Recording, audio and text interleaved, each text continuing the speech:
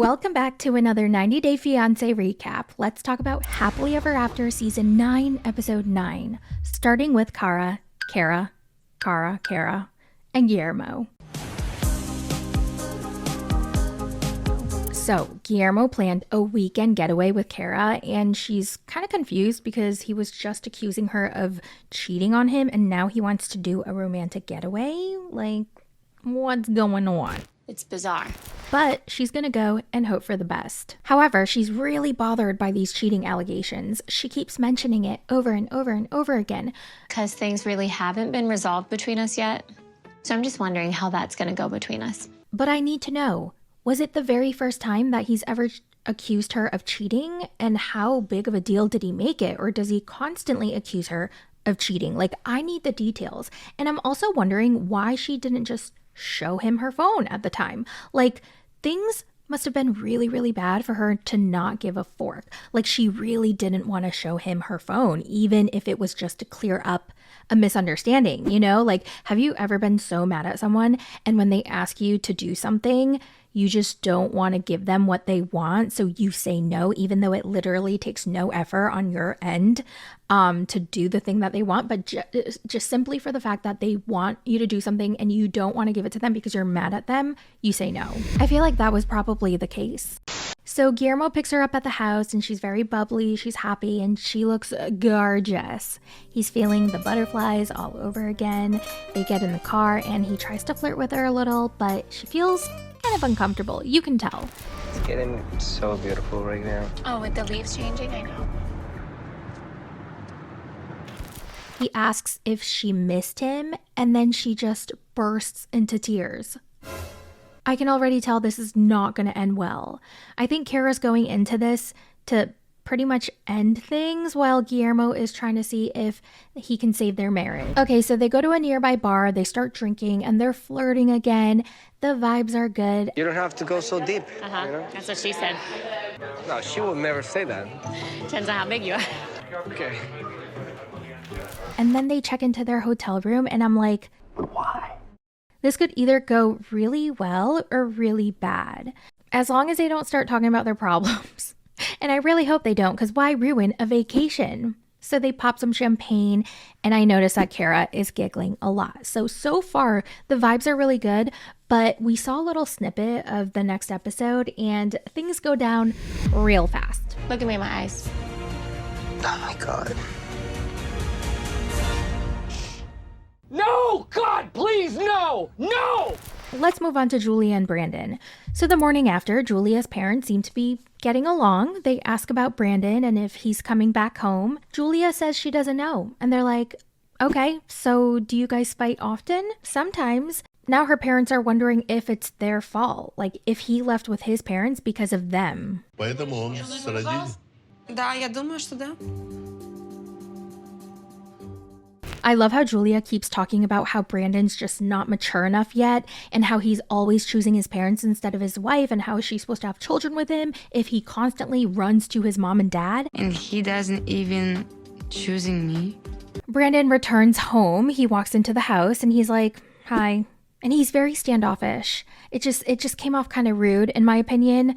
Her freaking parents are there and he's acting like a little bitch. Доброе утро. Good morning, Brandon. Доброе утро. Good morning. Honestly, if he were my husband and he walked in like that and he greeted my parents the way Brandon greeted Julia's parents, I would be so embarrassed. There's no way. So then Julia pulls him aside to talk about the other night, and he says he hit a boiling point, so he had to remove himself from the situation. He also says she makes everything worse, so she just needs to relax. Your reaction to everything is not helping either. You gotta relax, because you're only making it worse, you know? Okay. Great. Yeah, I get it. It's all Julia's fault. By the way, a lot of you guys disagreed with me when I said in my last recap that Julia should have sucked it up and dealt with it after Brandon's parents left. I hear you. She shouldn't have to do that. No, she shouldn't. It sucks. I totally understand her constantly having her boundaries crossed and her feelings dismissed and treated like crap over and over again. I get it. Who knows how I would have handled it if Betty and Ronald McDonald were my in-laws? But in my case, because of my culture, the Korean culture, we cannot do that. We cannot disrespect our elders, no matter how annoying they are. We just have to put a smile on, we have to act happy, and then cry about it later after they're gone behind closed doors. Anyway, I guess they made up because the next morning, Brandon's working out with his father-in-law in the garage, and they're smiling. Это для похудания. I'm done. I'm finished. Done. Finished. And Julia's mom is drying the laundry outside, and Julia's like, Mom, we have a dryer. And her mom insists that it's better to dry the clothes outside. Now, Julia and Brandon have a fertility appointment. They tell her parents they're going to the grocery store because Julia doesn't want them to know just yet about her fertility issues because she doesn't want to worry them. Brandon doesn't understand it, but whatever. She is so stressed, like she's so worried. And Brandon is so freaking annoying because he just kind of dismisses everything. And today we have to go into look at result. I'm super stressed. You don't need to be so nervous, Julia. He has this very toxic positivity, but it's not really, I don't believe it's actually positivity from his end. I think he just doesn't want to deal with her stress, so he just tells her to be positive just to shut her up. Try to be positive, please. He has to give her the space to be sad, to be worried. My God, he's such a child. The doctor comes in to discuss the test results, and Julia has a lot of eggs, so that's not an issue, but she has some tissue and a polyp that can make it hard for her to get pregnant. So the doctor recommends a surgery that will remove the polyp, and I guess they're going to remove some of the scar tissue. All of this in the same time as I said, I have so much stress.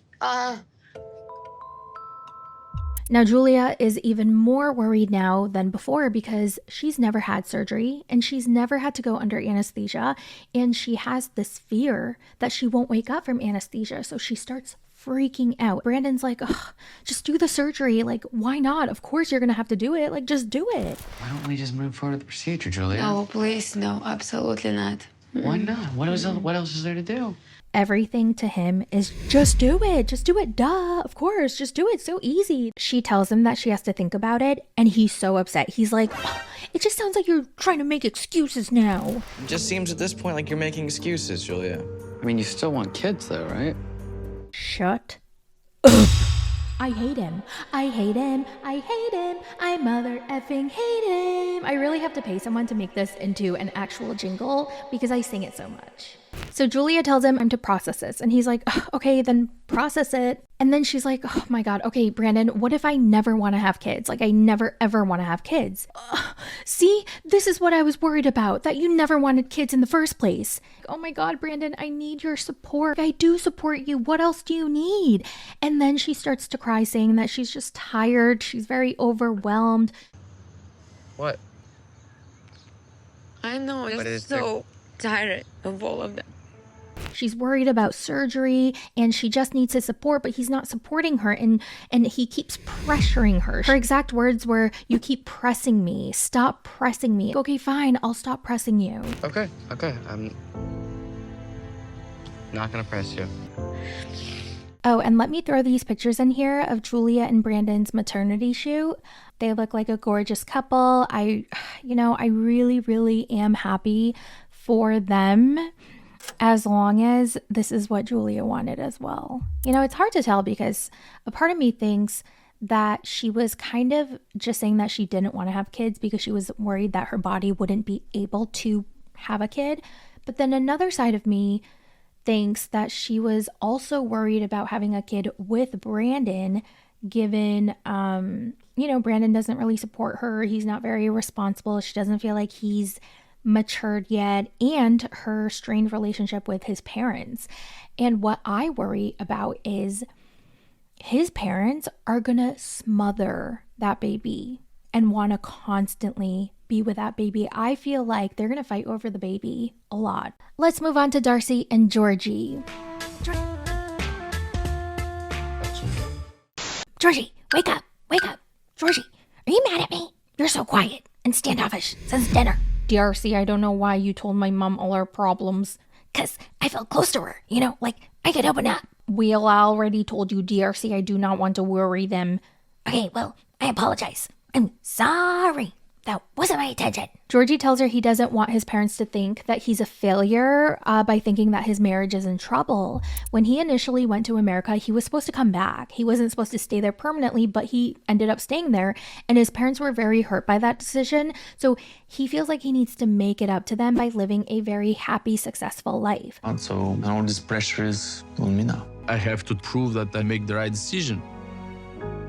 So when Darcey starts crying at the dinner table in front of them, he was feeling very embarrassed, like he did something wrong and that he failed, and he was very ashamed. Shame. Now Darcey tries to encourage him to open up more to her, and he tells her, I'm afraid of your reactions. You have such big reactions. So it's just easier for me to keep it to myself.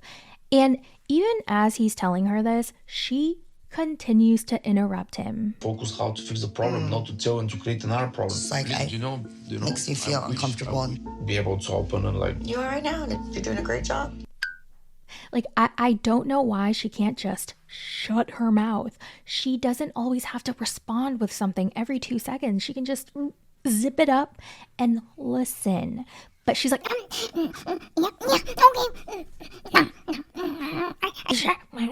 like, oh my goodness, that would drive me crazy. Anyway, later that day, Georgie and his dad and Darcey are gonna go do some boar tracking, and Darcey shows up in her fur coat, tight leather pants, and a blinged out Prada bag. Darcey, we are not going shopping, we are going in the woods. Well, maybe I can blend in with the bears. Oh, not bears, boars. I can blend in with the boar. I feel like a boar. Yeah, like a boar. Georgie and his dad start to freak her out by talking about the wolves. Wolves? Yeah.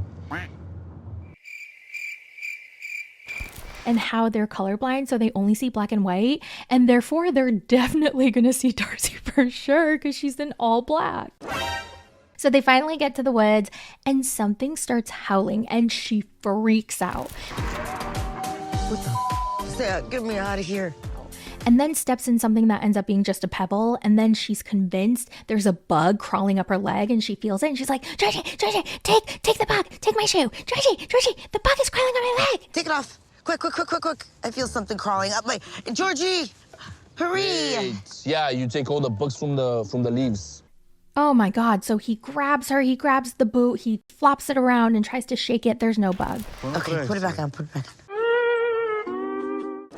So they keep on walking, and then I think Georgie laid out a grape cake for them because apparently boars love grapes. And honestly, after this whole woods excursion, I thought Darcey did a pretty good job because I could not have done that. Like, I would have pretended to get sick, and I would have made myself throw up to prove to my father-in-law, like, I can't go. Sorry, I'm so sick. I'm sick.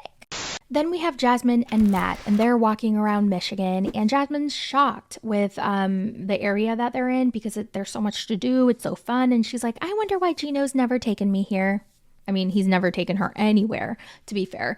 But Matt booked a horse and carriage ride for them as a surprise, and Jasmine seems very touched by the gesture, but I didn't think that was a thing anymore. Like, isn't that bad for the horses? God, I hate that. So they sit in the carriage and they kiss. But she looks kind of sad. She's like, oh, that's Gino's house over there. And every single time she mentions Gino, Matt's smile turns upside down. Gino's house? Yeah, it's not that far from our area. It's very close. Yeah. I wonder why he never took me here. And then she starts to cry, talking about how she envisioned her whole entire life with Gino and now it's gone, and that he abandoned her and she feels lost. And Matt's trying to keep it together. He's like, He's like, Jasmine, you have me. I'm here for you. Let me see your $20 wedding ring that Gino got you. Let's take this off and give me a chance, mama. I know I can make you happy. But she cries over Gino again. I don't know how to complete my story. I don't know how it's gonna turn. I don't know how it's gonna end. Stop crying over Gino. Well, that's it for this recap. Thank you guys so much for watching, and let me know all your thoughts in the comments, and I will talk to you in the next one. Bye!